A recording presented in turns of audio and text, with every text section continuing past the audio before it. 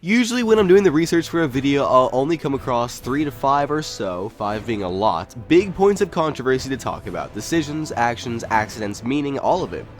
But while making this one, I was blown away by the list. It just didn't end. I can say with authority that I haven't seen a video game fumble this bad ever. Ooh.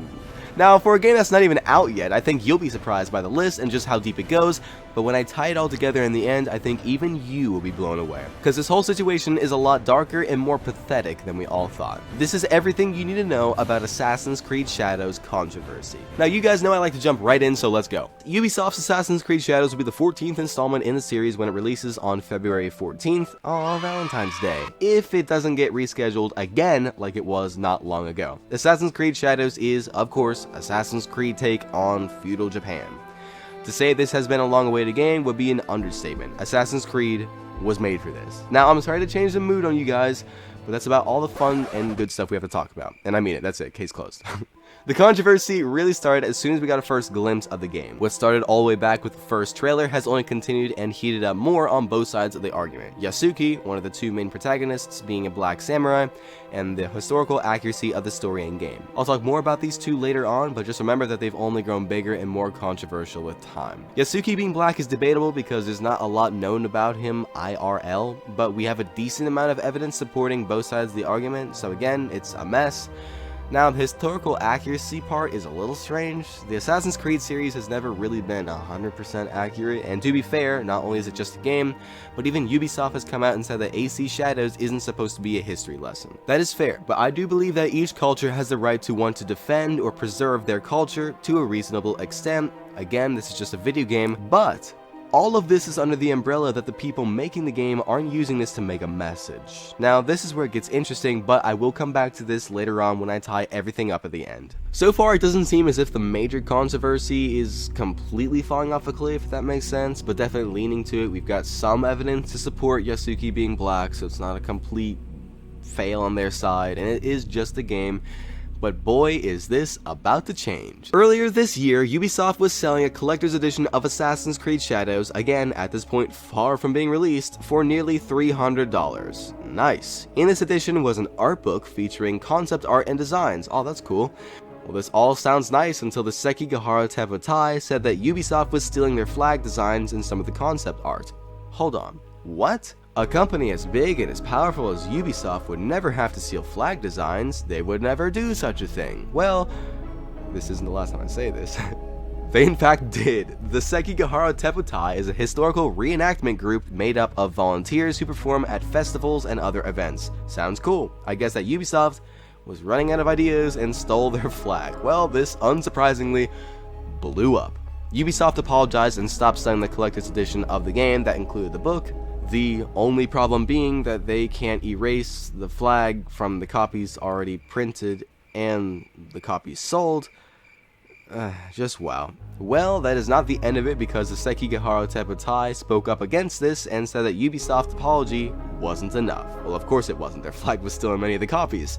Not much has happened since, so it just kind of went quiet. Very weird. Well, guess what? If you thought the stealing was crazy, you're not gonna believe this next one. On display at Ubisoft's booth at the Japan Expo in France this year, used to advertise their new Assassin's Creed game, of course, was Yasuki's blade and mask. This sounds super cool and awesome until people started taking a closer look at the blade. It actually wasn't a closer look, they saw it right away. Simple passer buyers noticed that Yasuki's blade looked a lot, and I mean identical, to Roronoa Zoro's blade from One Piece. It was just a replica. While the mess that this caused was big, Ubisoft hasn't officially commented on it, which is very interesting. I'm sure if anything legal was suggested, then they'd be super talkative and apologetic. But hey, because of all this controversy surrounding a game that wasn't even out yet, and again, far from being released at that point, and again, don't forget the Yasuki and historical accuracy part, a petition was started on the website change.org to cancel the game. This seemingly simple movement crossed over the 60,000 mark not long after its beginning and has only continued to grow since. Now, you all know I don't give a second to breathe in this channel, so right on to the next one. A statue featuring the two main protagonists of this game, made by Pure Art, was burned for being culturally insensitive. Featuring a one-legged torii gate, which usually is reference to the Sano Shrine in Nagasaki, which is a symbol of the bombing of Nagasaki. it's safe to assume that people were not happy. People were not having this. Sadly, though, this is not the end. Collectors made a little statue thing of roughly the same thing, and it got similar punishment. Yay! Now again, this might not seem too big of a deal now, but it will when I tie everything together. Now this one is a lot bigger and more directly tied to Ubisoft than a couple statues getting cancelled. It would be an understatement to say that the Tokyo Game Show is a big event. It's massive. Think of it as the Asian E3, so again, massive. Showing on September 26th to the 29th, the world was excited.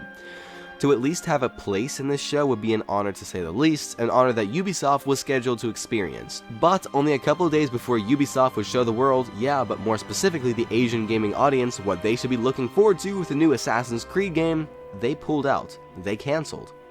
To say people were shocked would be an understatement. While many fans were angry, confused, or simply let down, this only ignited more controversy. Their reasons for pulling something like that were unforeseen circumstances. That's nice, people were not buying it. Is it possible that showcasing a game that at the time was infamous for being historically inaccurate and culturally insensitive to said culture and audience wouldn't be a great idea? Was it also possible that they thought they could get away with it until only more and more controversy sprung up about the game? Maybe, but I hate to inform you that this is far from the end. As you know, my dear Homo sapien, the game was initially scheduled to be released on November 15th, but was moved to Valentine's Day. Yay! Well, I don't know what happened there. While we weren't 100% sure why this happened, it was only safe to assume that it was for the same reason that all the other games are getting rescheduled these days. Things were not looking good in production. This was later confirmed. While the boss of the Assassin's Creed series said that it was to maintain the high quality expectations of the fanbase, it was later leaked that the studio had been begging for more time for a while. Everything was in shambles. Not only was more time required, but at the time of the initial launch date, the game was unplayable. This is scary, because it leaves us with a question. Can they really fix it all before Valentine's Day? For a game that's been in production for roughly 4 years, can they really turn this all around in such a short amount of time? Well, we'll see. And only adding gasoline to the wildfire, Ubisoft chose to use Denuvo. What is this I hear of? Denuvo is best described as a third-party anti-tamper system integrated into video games, regardless of the platform. Might I also add that Denuvo is famous for sucking really bad. From absolutely tanking the quality of the video game, being burdensome to legitimate players, to not even really doing its job most of the time. All around, Denuvo sucks. Might I also mention that it's tied to the day before, if you remember that fiasco. I may or may not have a fantastic video on that just now. Though this isn't the end of the controversy, I will get to the rest very soon. Allow me to show you just how strange this all is. While some of the controversy can be part of people jumping on the wagon, hey, there's a lot of dirt on this game already, let's just follow the crowd and go crazy on this new thing that popped up, or this other thing that they said.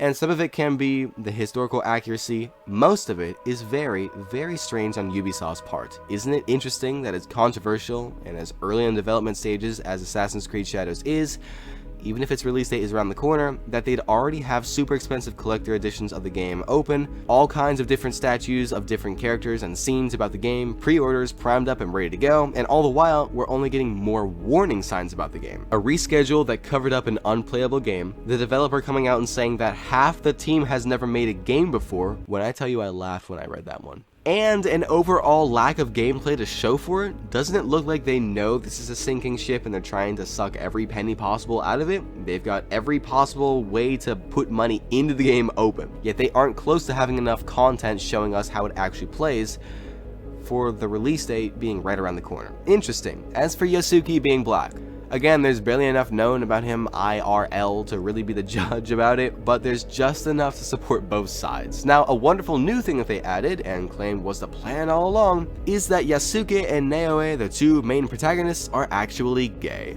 with there being several homosexual relationships the player can pursue in the game. While this isn't technically historically inaccurate, I'm here for another reason. Homosexuality in feudal Japanese society was a thing, especially in the Bushido culture, but I can only assume that a game that just had to fit the sexuality of the main characters in alongside the few other details we actually need or want from a game that's almost released isn't actually a game, but a message. For a game that's already got collector editions selling at $300, statues and collectibles left and right, pre-orders ready to go, yet far from enough to actually show for it, something is not adding up here. For a game that's got warning signs pages on the front cover, they sure do have a lot of income sources ready. And for a game that's not far from release, all we actually know about the game is that the stealth system sucks, it's set in Japan, and there's a black samurai and a female ninja character, all of which are gay. Wow, that sounds like a pretty solid list to me. We've got everything the fan base and people buying this game for an absurd amount of pricing would be interested to know. We got, it's stealth in it, I like the stealth system, and a black samurai. Oh, and the character's sexuality. Everyone was dying to know that. Do you see what I see? Do you see what I see? Merry Christmas, guys. The funny thing is that Yves Guillemot, the CEO of Ubisoft, claims that, quote, "Our goal is not to push any specific agenda." Well, that's amazing news that just isn't backed up by your actions. Again, we have to know about their plans for their sexuality and how they've been planning this for years and how the characters are, how many, and then how it go- oh my, stop. This is starting to sound like a message again, not a game. Whatever the case is, Ubisoft has dug themselves into an unescapable pit with this one. Before the game is even out, they've already pushed away their entire audience right at the door. Remember that petition that was started to get Shadows cancelled? That was started by and mainly signed by the Asian gaming community. For a game centered around Asian culture, they've already disassociated that entire continent. For the Assassin's Creed community, who's been loyal for years, the stealth system that these games rely on isn't getting good feedback. For the people who are just in it to play a decent RPG, Denuvo is finna make sure you get an unforgettable experience. For the people who are in it for the story, we still don't know much about it. We've got the general concept, but not much else besides that. And for the people who are in it for the characters and conflict and experience, I'm sure everyone's sexuality and pronouns won't be forced down your throat throughout the game.